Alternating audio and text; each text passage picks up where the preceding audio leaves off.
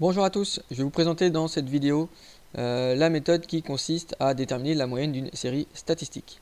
Alors quand on a des valeurs qui sont associées à des effectifs, donc les valeurs on va les noter x, les effectifs on va les noter n, on va utiliser cette formule, donc on va multiplier l'effectif par la valeur, on va additionner tous ces petits produits ici de l'effectif multiplié par la valeur correspondante, et on va diviser par la somme des effectifs, c'est-à-dire en gros l'effectif total.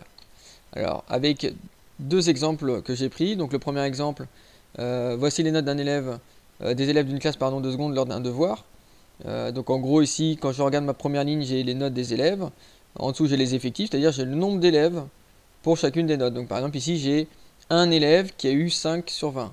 J'ai 3 élèves, si je prends ma deuxième colonne, qui ont eu 7 sur 20.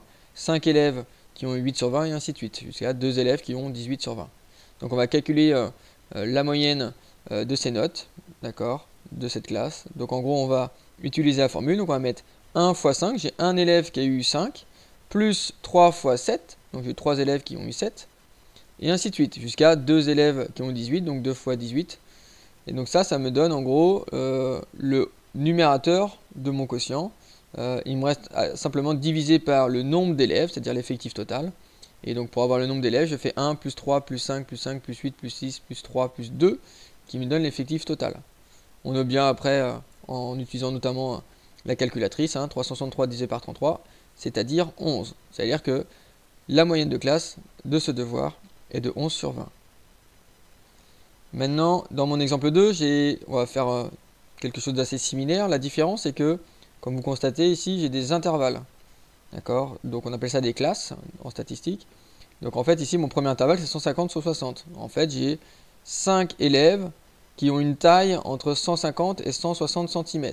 Donc il y a des caractères qui sont plus pratiques d'utiliser en intervalle. C'est vrai que j'aurais pu utiliser mon premier. C'est vrai que les notes des élèves, on est souvent sur des entiers ou des 0,5 ou des 0,25 à la rigueur. Voilà. On aurait pu utiliser aussi des intervalles. Il y a des choses comme la taille, comme le poids. Il y a des choses où on va utiliser beaucoup plus facilement des intervalles que des valeurs distinctes. Donc ici j'ai utilisé des intervalles, donc il y a 5 élèves qui sont entre 150 et 160 cm au niveau de la taille, 7 élèves qui sont entre 160 et 170 cm et ainsi de suite.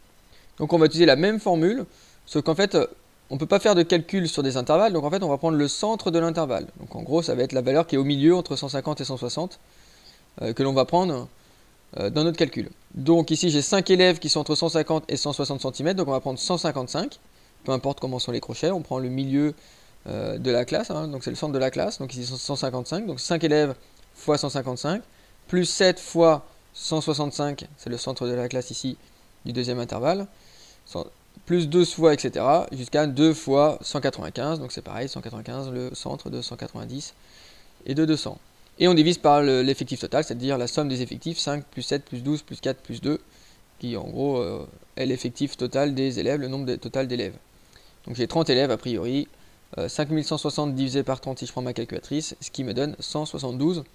Donc ça veut dire que la taille moyenne des élèves est de 172 cm.